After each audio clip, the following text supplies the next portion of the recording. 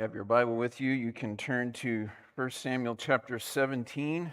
1 Samuel 17 is our passage for today. In years gone by, when occasionally there would be parties that would have a dispute or some kind of conflict, they would settle it by a duel.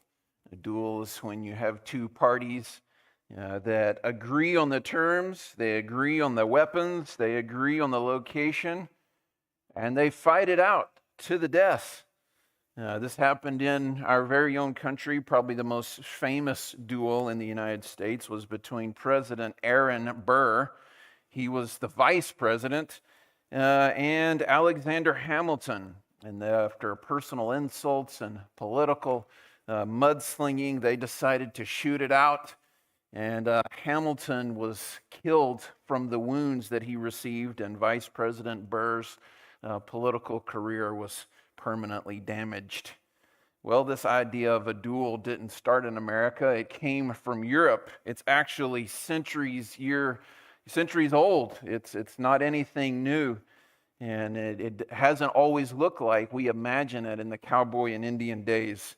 In fact, there's a humorous account from England where it's not men, it's two ladies, and there's a name for it. It's called the petticoat duel. Mrs. Elphinstone accused Lady Braddock of being older than she said she was, and the topic was so sensitive that they decided to duel it out. So they agreed on the park where they would meet, and they started with pistols, but both shots missed. So they picked up the swords, and finally Mrs. Elphinstone received a wound and decided it was time to stop. And so she wrote a letter of apology for accusing Miss Braddock of being older than she really was. Well, David and Goliath is not really a duel because the terms weren't agreed on, the weapons were not equal, but it was two men in a very personal conflict. The story of David and Goliath is well known. Even if you're not a Christian, you've probably heard it. It can be used in all types of contexts. And if you're familiar with how the world sometimes interprets it, it can be a bit off-putting, you know? It'd be like, well, if there's a Goliath in front of you, then there has to be a David inside of you. And there's all sorts of random interpretations that use this story to describe what happens when the underdog wins in an unexpected way, or someone shows an unusual expression of bravery. And I find all those interpretations less than satisfactory. I think God's word is teaching way, way more than that. And so I've kind of hinted at that in the title of the sermon. I didn't call it David and Goliath. I titled this God and Goliath. This is not a contest between a shepherd boy and a warrior. This is a contest between God himself and the enemies of his people. So 4 points to the sermon. Number 1, the defiance of a giant. Number 2, the faith of a shepherd. Number 3, the unbelief of a king. And number 4, the triumph of Yahweh. So let's begin at verse 1 and enjoy the story. Now the Philistines gathered their armies for battle, and they were gathered at Socoh, which belongs to Judah, and they camped between Socoh and Azekah in Ephes-dammim. Saul and the men of Israel were gathered and camped in the valley of Elah and drew up in battle array to encounter the Philistines. The Philistines stood on the mountain on one side, while Israel stood on the mountain on the other side, with the valley between them. Then a champion came out from the armies of the Philistines, named Goliath, from Gath, whose height was 6 cubits and a span. He had a bronze helmet on his head. He was clothed with scale armor, which weighed 5,000 shekels of bronze. He also had bronze greaves on his legs and a bronze javelin slung between his shoulders. The shaft of his spear was like a weaver's beam, and the head of his spear weighed 600 shekels of iron. His shield carrier also walked before him.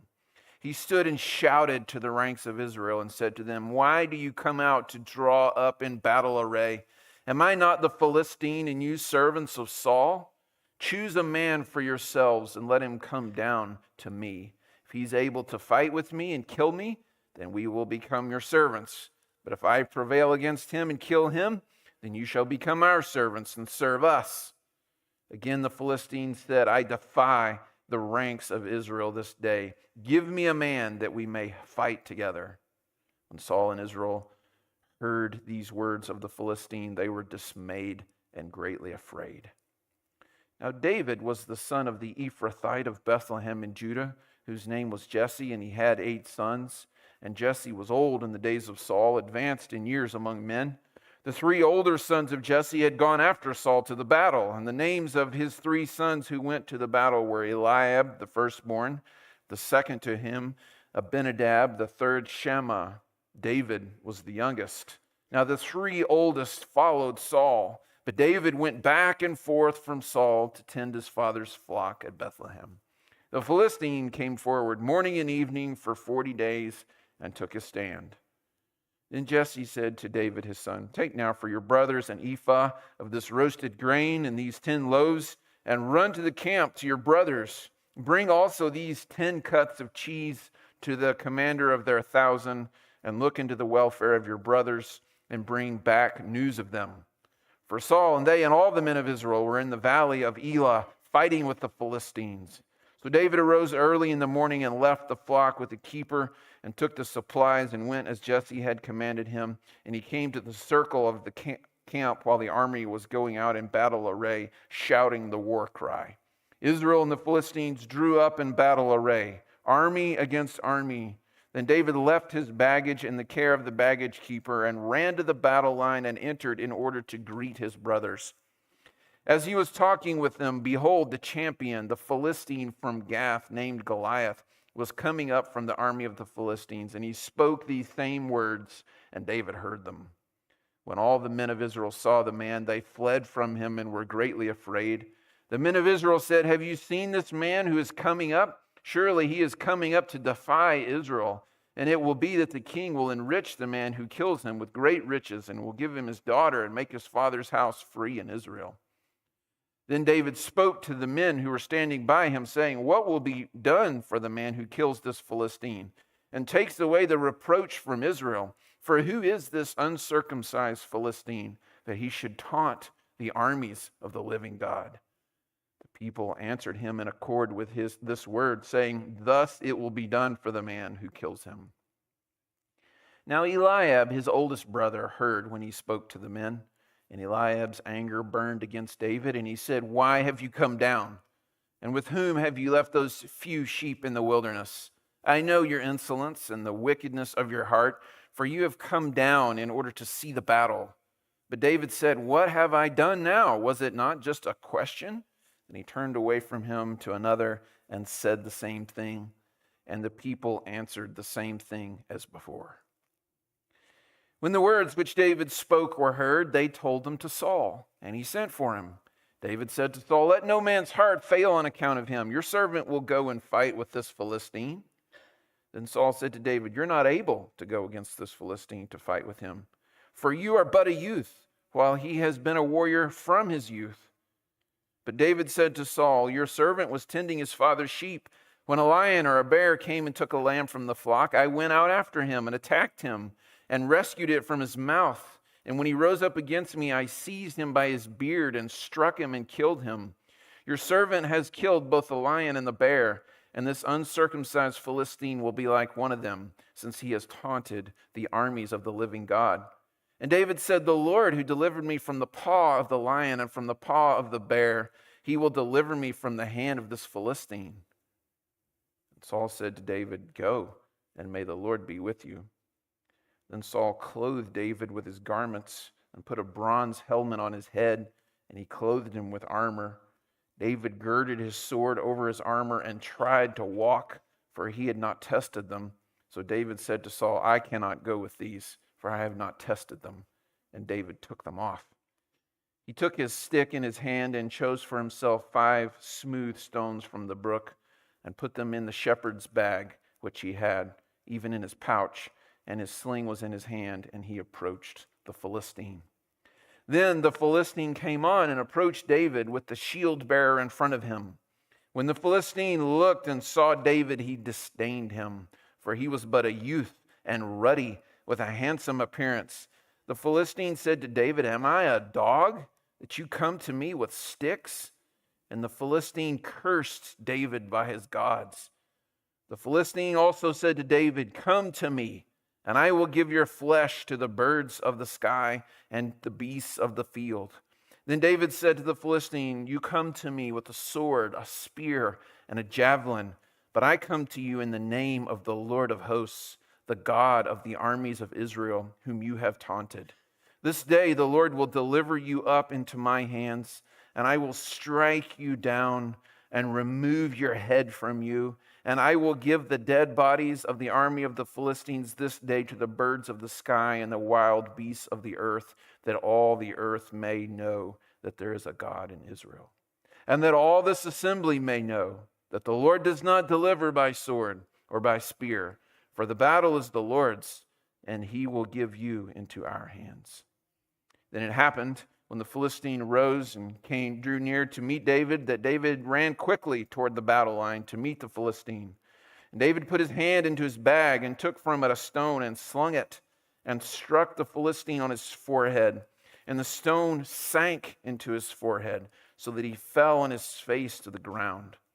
Thus David prevailed over the Philistine with a sling and a stone, and he struck the Philistine and killed him. But there was no sword in David's hand. And David ran and stood over the Philistine and took his sword and drew it out of its sheath and killed him and cut off his head with it. When the Philistines saw that their champion was dead, they fled.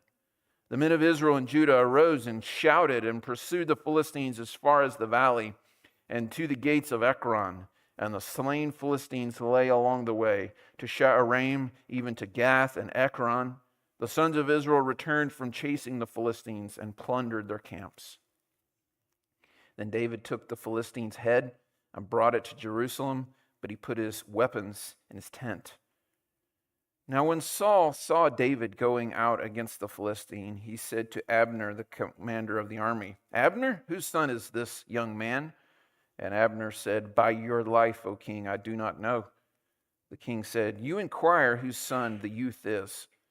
So when David returned from killing the Philistine, Abner took him and brought him before Saul with the Philistine's head in his hand.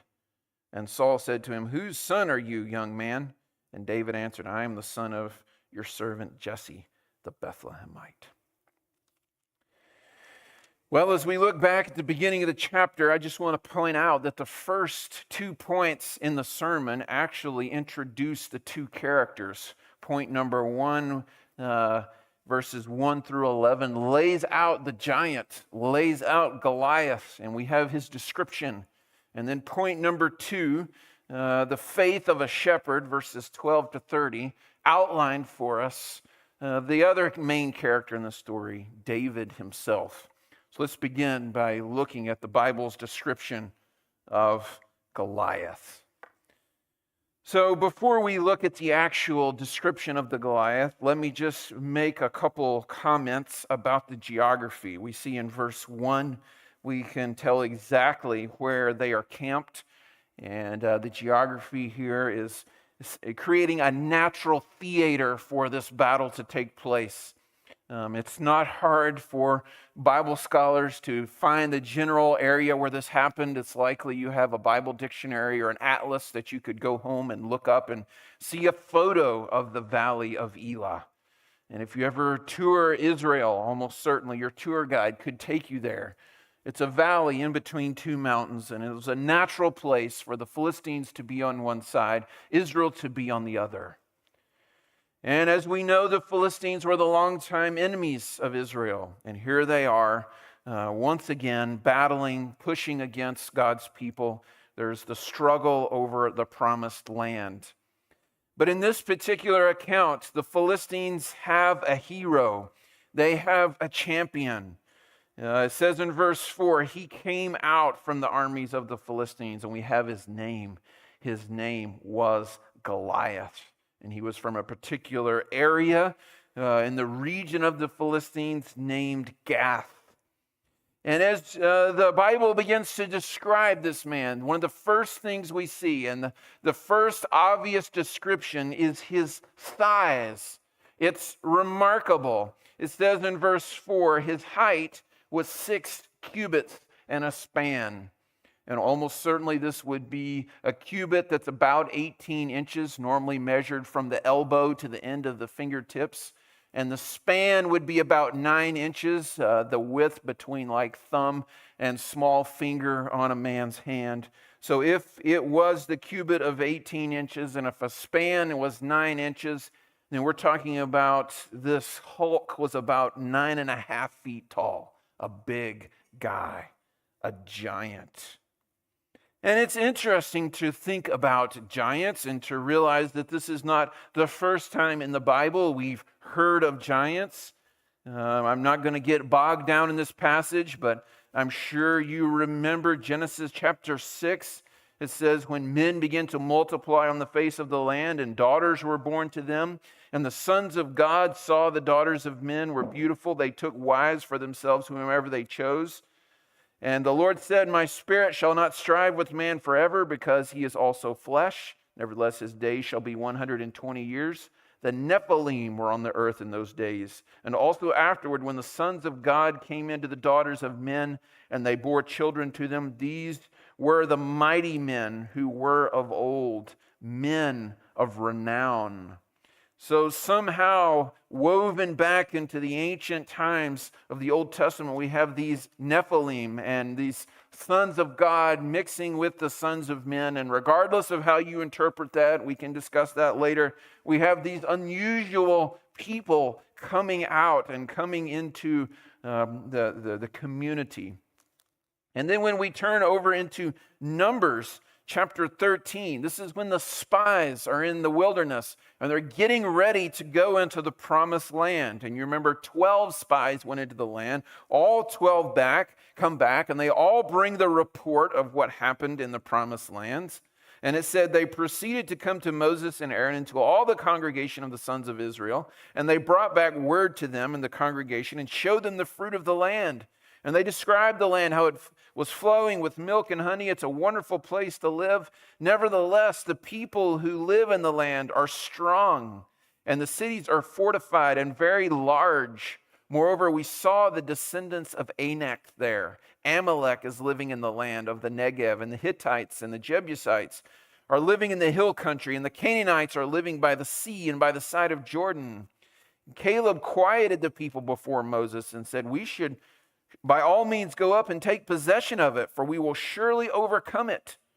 But the men who had gone up with them said, we are not able to go up against the people, for they're too strong for us. So they gave out to the sons of Israel a bad report of the land which they had spied out. The land through which we had gone in spying it out is a land that devours its inhabitants, and all the people whom we saw in it are men of great size. These are also, we saw the Nephilim, the sons of Anak are part of the Nephilim.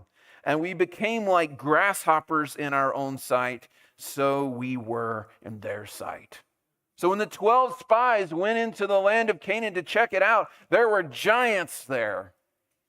And they traced those giants back to the Nephilim, which is connected to Genesis chapter 6. And if you remember in Joshua, when Joshua led the people to conquer the land of Canaan many years later, in Joshua chapter 11 and verse 21, then Joshua came at that time and cut off the Anakim from the hill country, from Hebron, from Debir, from Anab, and from all the hill country of Judah, and from all the hill country of Israel. Joshua utterly destroyed them with their cities.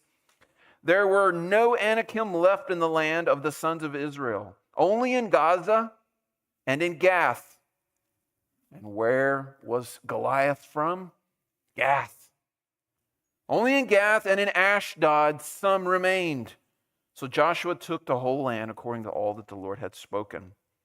So when we get back to 1 Samuel 17 and we learn that Goliath is a giant from Gath, and we trace these passages back, it looks very clear to me that Goliath is a remnant of these giant people who were against God and against God's people. So here is this Goliath, this giant of a man, this champion of the Philistines, and they bring out their hero to parade him in front of Israel. Well, not only do we see the intimidating size of this man, we see his incredible armor, his incredible weaponry. Notice in verse 5 that he had a bronze or brass helmet, and he had armor. And if you translate the armor into English pounds, it's some 125 pounds of armor that this huge 9-foot man was wearing.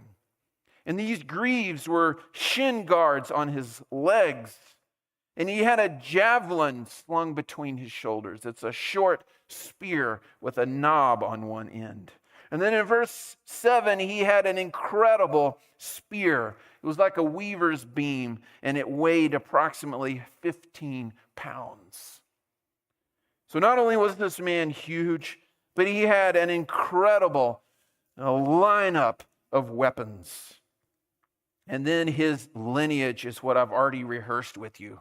So not only is he big, not only does he have this incredible array of weapons, but he's got a pedigree of the enemies of God. And then there's his attitude. It's as big as the man himself.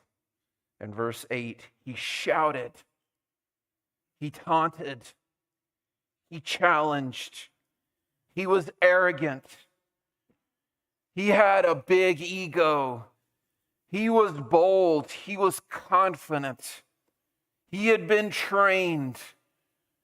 As I said, he was their champion, he was their hero. He could lick anyone. And so he said, hey, let's just do this the easy way. Let's fight one-on-one instead of engaging the entire armies. And so day after day, he would come out and defy and taunt and call to the people of God. And this huge taunt, this huge man with his bold message accomplished exactly what he wanted. In verse 11, we find Saul and all Israel heard the words, and they were afraid. Saul and all Israel cowered under Goliath's bellows. Well, that's the defiance of a giant. This is the first character in the drama of our chapter.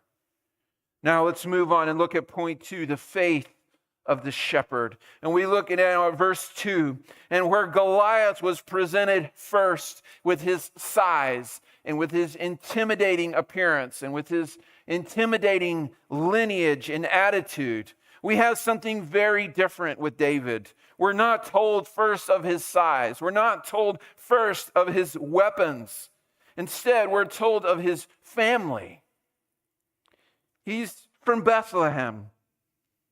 And we've heard of his family before in the previous chapter when he's anointed.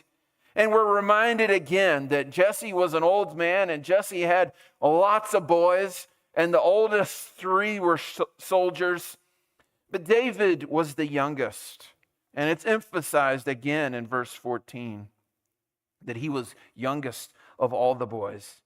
And then in verse 15, he said, went back and forth from Saul to tend his father's flock.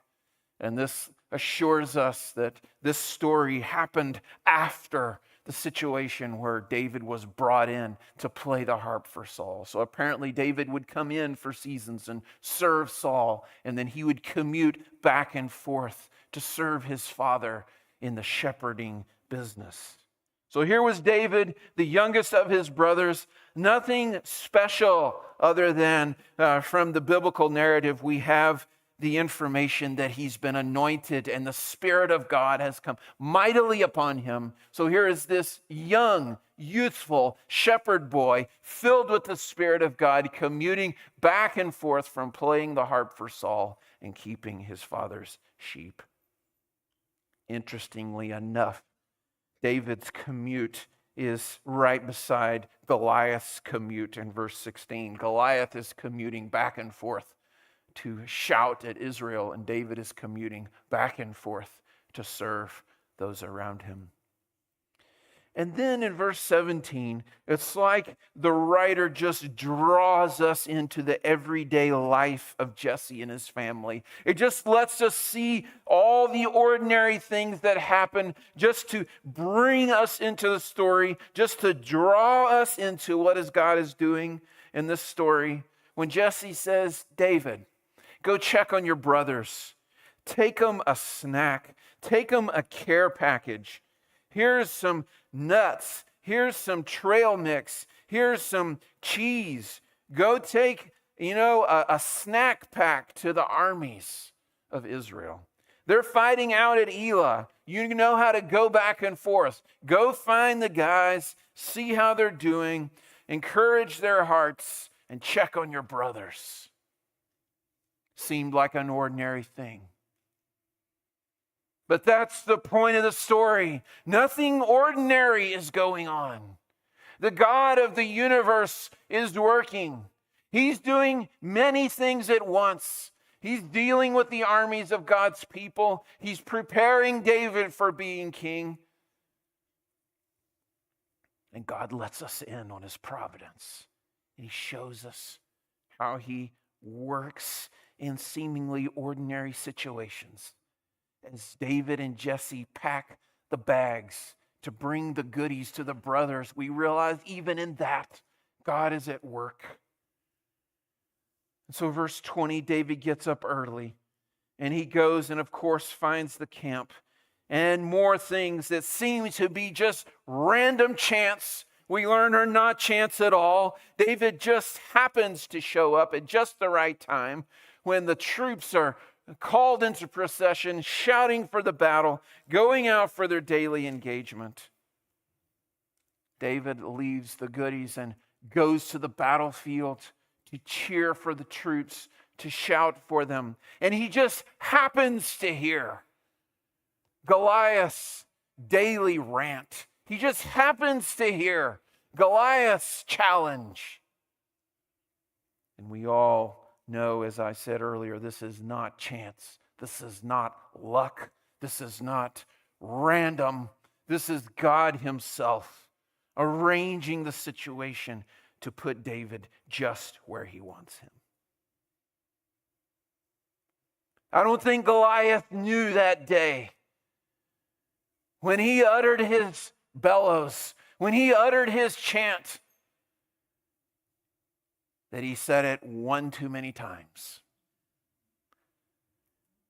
There was a lad back behind Israel's troops that was filled with the Holy Spirit that was going to be the next king. And the tide was going to turn this day. So of course, when this huge champion comes out and shouts, the men of Israel fall back, and as David is running back with them, they have this conversation about this intimidating figure. And this leads us directly to verse 26. And I draw your attention to this verse. It's an important verse to the story. Dave Ralph Davis, the commentator, makes a very keen observation here. He says this is the first time in all the Bible that we hear David speak. We've known about David for some chapters now, but it's only the authors telling us about David. The first time David actually speaks in the Bible, it's right here in verse 26. It's right here in the heat of the battle. And I love that. And what does David say? He says, what will be done for the man who kills this Philistine and takes away this reproach? And then he goes on and says, for who is this uncircumcised Philistine that he should taunt the armies of the living God? Do you hear how different David is talking? He's not saying, my, what an incredible giant. He's not saying, what unbelievable armor. He's not saying, what an intimidating giant. He's saying, what? You fellows are letting this uncircumcised Philistine taunt the armies of the living God? At last, on this scene, we have some sound reasoning. We have some good theology. Thank you, David, for saying things the way God puts them. David brings some balance to this scene. And it's loaded with meaning when he says uncircumcised. Because I remind you back in Genesis 17, when God instituted circumcision, it was a very physical mark on the people of God to connect them with the Abrahamic covenant, the promise that all the family of Abraham belonged to God. And he had promised to bless Abraham and all his family and bless the entire earth through Abraham's family.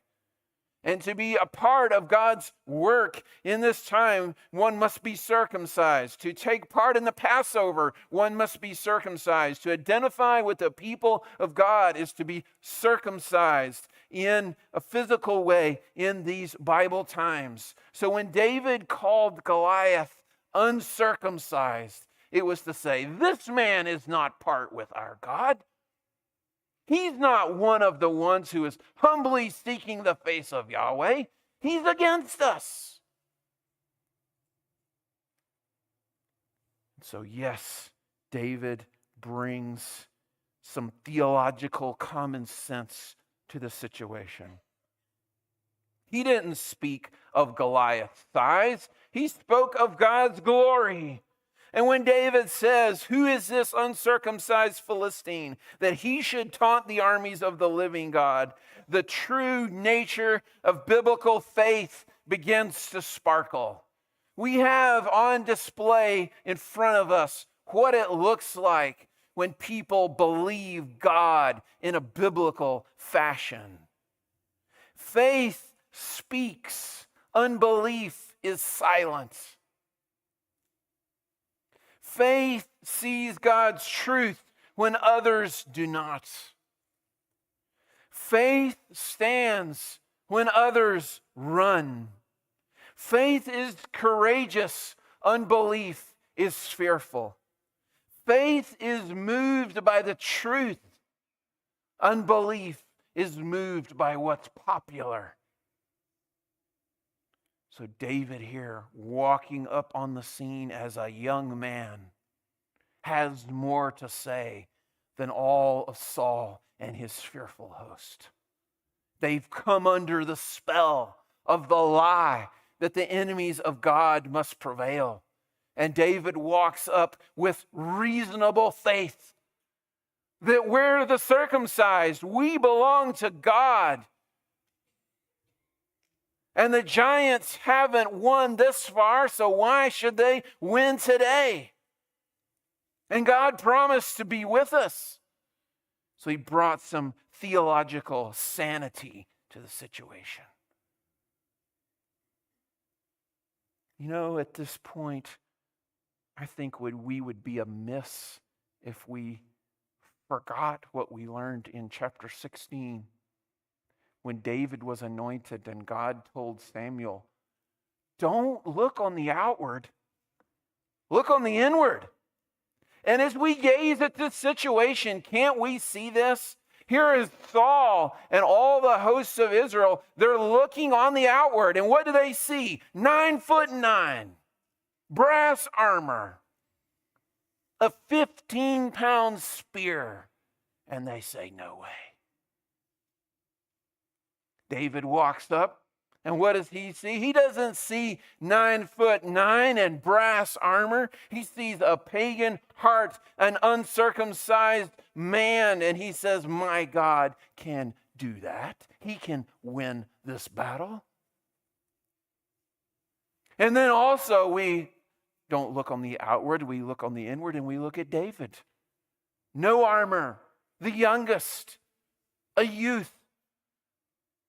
Just a courier running back and forth from the sheep pen and the king's court. And we would say, how is he going to win? But we look in David's heart and we find this man whom the Spirit has rushed on, and this man who can think like God thinks. And we say, here's our champion. The story beckons us to not look on the outward, but to look on the inward. And so David begins to say and call the people to think biblically, if you will. And we shouldn't be surprised at verse 28 when Eliab is a bit jealous. A little brother drama going on here. He says, what are you doing here anyway? You're supposed to be out back. You're supposed to be farming. What are you trying to do? Schooling us soldiers. We know how to handle this. But really, this is pride that's couched in criticism. David's theology is showing up the other troops, and it stings. And let's just, again, make some observations about biblical faith. It may cause you to be alone. Here's David, and he seems to be the only one who can think like God thinks. He seems to be the only one who can have biblical faith. So don't be discouraged, my friend, if you're at work and you're the only one who thinks like the Lord thinks. It's okay. Don't be discouraged, my friend.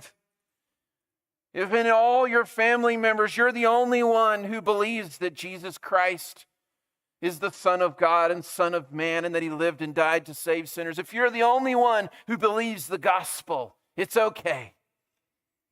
You're not the first one who believes God and has found himself alone in a crowd.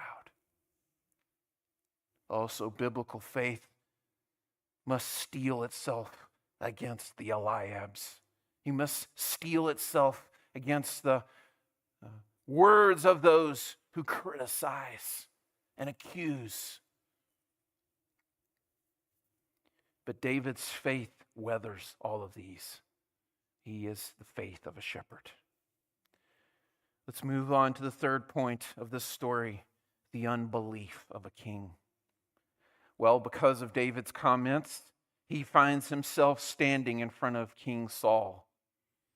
And there's almost some just stunning boldness when Saul in the story doesn't even say the first words. It's David.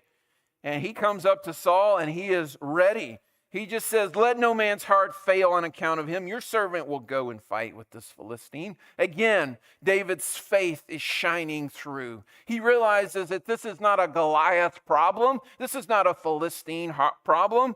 This problem is the hearts of the Israelites. More specifically, the heart of Saul.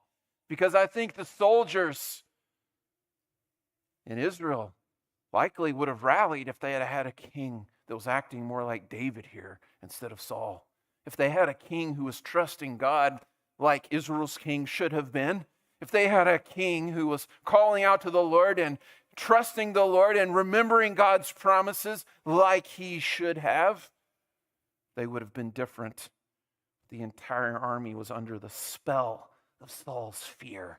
And here, in this boy of a shepherd, God is bringing the fear and the unbelief of Israel to light.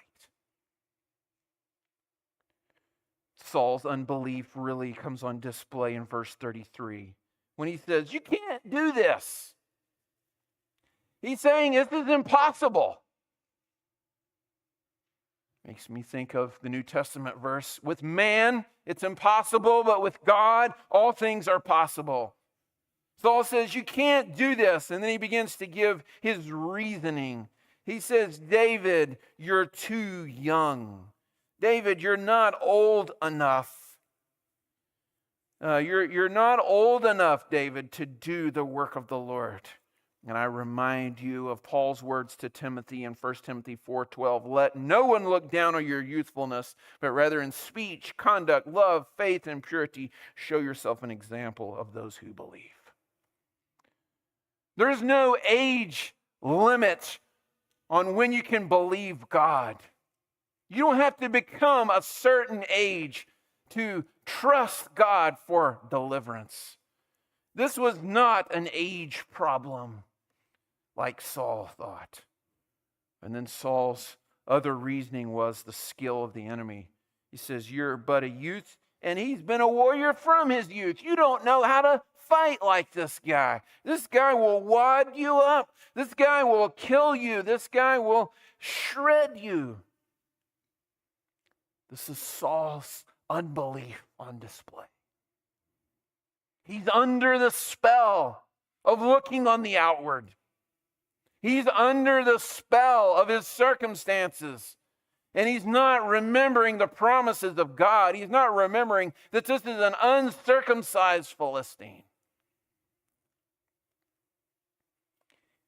And then we find David's words in verses 34 and 36. And it's interesting. Again, David shows us what biblical faith looks like. He recites to Saul the skirmishes he's had as he's kept sheep. He tells the stories of how, look, I've fought lions, I've fought bears, and I've killed them. But David tells the stories in such a way that he's not really bragging about himself. He's just stating what happened. His real confidence lies in verse 36 and 37 when he says, I killed the lion and the bear, and this uncircumcised Philistine will be like one of them since he's taunted. And then 37, the Lord who delivered me from the paw of the lion, the paw of the bear, he will deliver me from the hand of this Philistine. This is exactly what biblical faith looks like. Biblical faith doesn't deny its talents and gifts that God may have given it, but the ultimate trust is in God. It would be a fool's faith for David not to think about how God had helped him in time past. David would be a fool if he didn't pretend to somehow think about what he needed to do this. But then he would also be a fool to not consider the fact that God orders the affairs of men, and ultimately it's God who accomplishes the details of our lives. And all Saul could see was the tall giant. He couldn't lean on the promises of God. He couldn't walk in trust, in faith with the God of his people. And David shows us what that looks like. It's interesting in this moment as we admire David's faith to turn into Hebrews. And let me read the first 3 verses of chapter 11. Now faith is the assurance of things hoped for, the conviction of things not seen. For by it the men of old gained approval. By faith we understand that the world's prepared by the word of God, so that what is seen is not made out of things which are visible. Goliath was visible. Goliath was formidable. But faith understands that there's more to the situation than just what you see. What you see matters, but there's more to it than that. And then later on in Hebrews 11, we find in verse 32 that as it begins to list these of faith, David and Samuel are there. So David here in front of Saul and in contrast with Saul shows us what biblical faith looks like. And then in the verse 37, we have this almost ironic statement from Saul. He just says, go and may the Lord be with you. This rather hollow blessing. Saul, if God could be with David, couldn't he be with you? Saul, if David can believe God and lean on the promises of God and lead God's people, Saul, couldn't you do that? We see Saul's unbelief more when he gives David his armor. Now, some people go to interpretive seed right here and try to see all kinds of things in Saul's armor. I don't think we should see it anymore as just showing us how Saul is thinking. In Saul's mind, this is a weaponry issue. So David, let me just give you what I got. He's trying to help. He's trying to help as someone who doesn't see the promises of God. He's trying to help as someone who's an unbeliever. And it only cements in our story to show us that the battle is not according to weapons, but according to God himself. And there's a passage in 1 Corinthians 3 that talks about humans' wisdom. And I think this gives us a picture. 1 Corinthians 3:18, let no man deceive himself. If any man among you thinks that he is wise in this age, he must become foolish, so that he may become wise. For the wisdom of this world is foolishness before God. For it is written, he is the one who catches the wise in their craftiness. And again, the Lord knows the reasonings of the wise, that they are useless. So then let no one boast in men.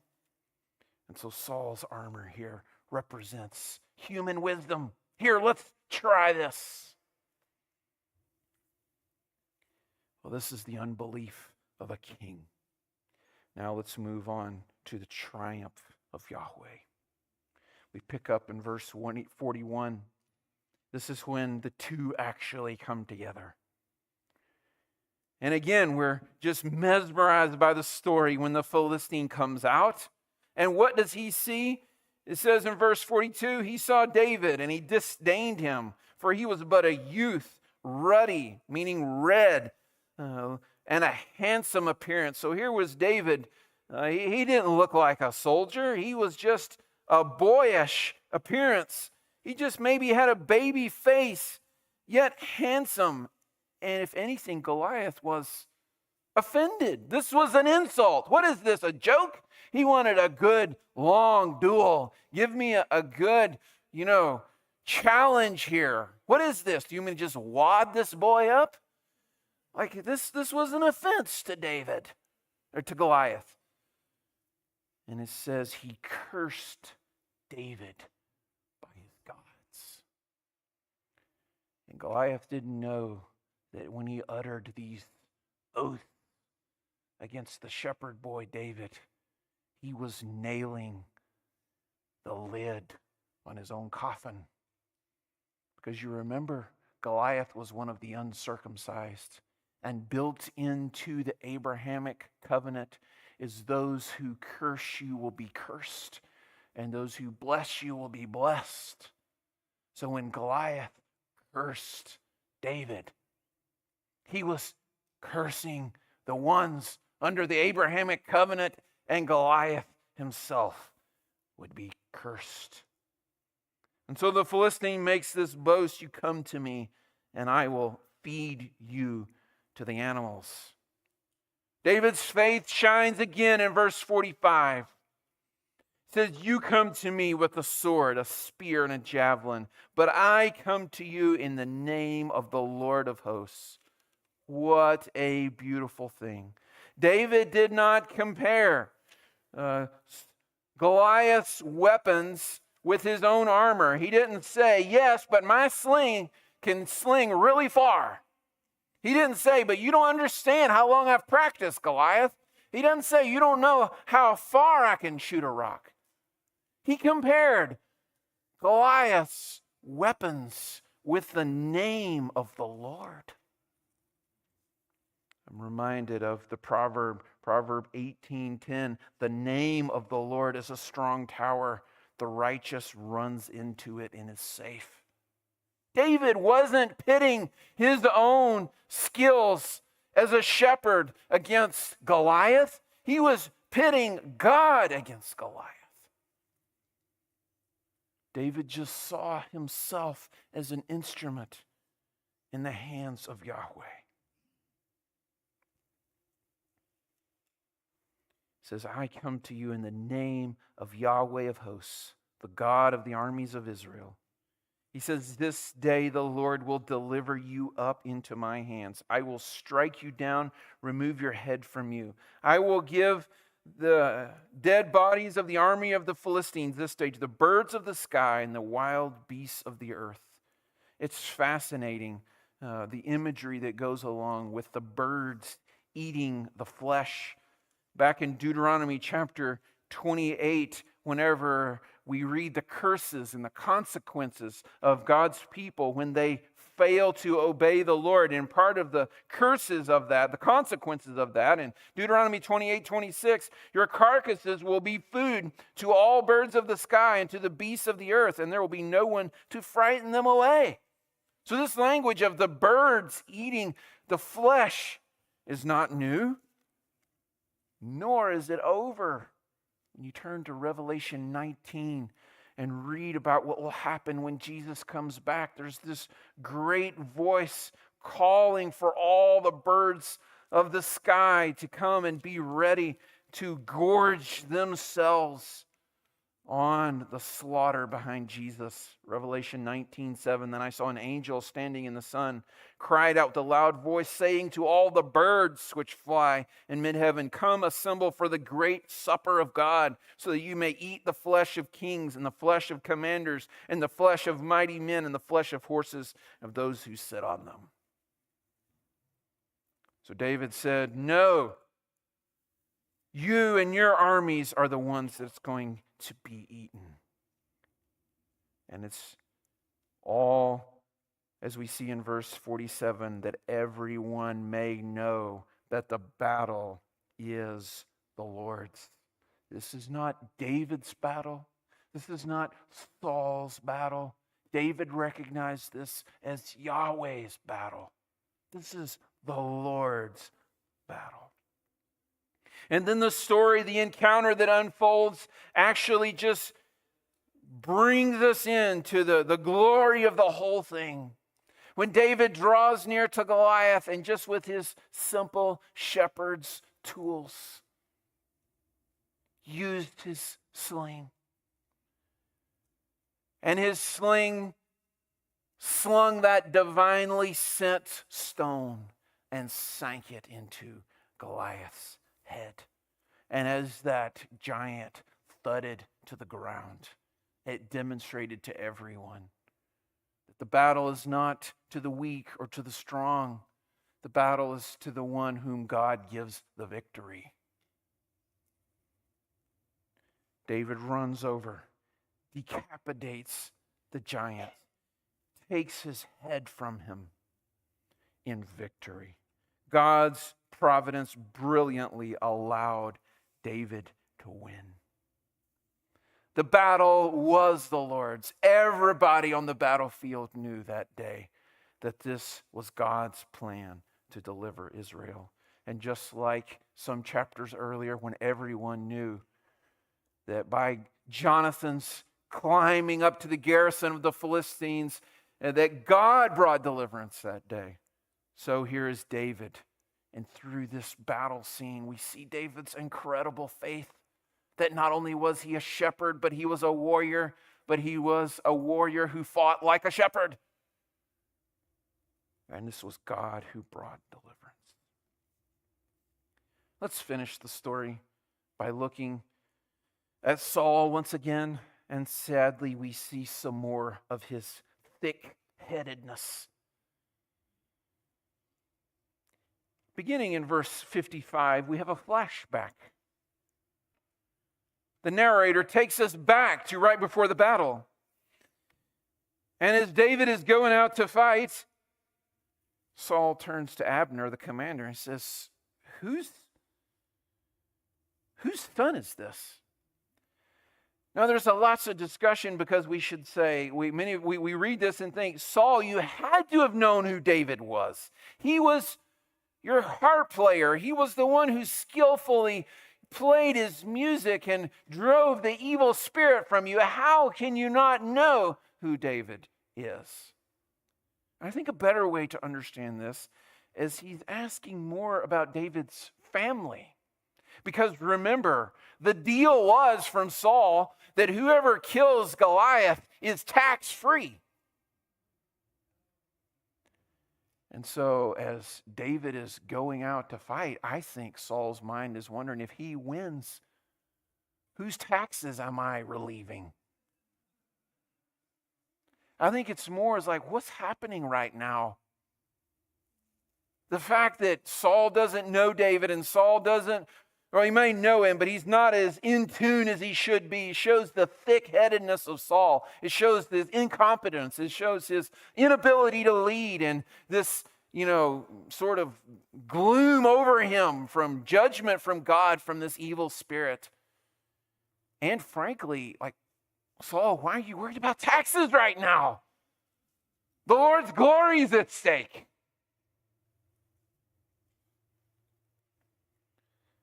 And then, after the victory, here is the answer, because they don't know who David's father is. They don't know who's now going to be tax-free in Israel. And so they bring the shepherd boy,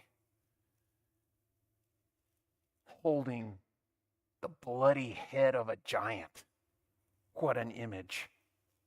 What a contrast.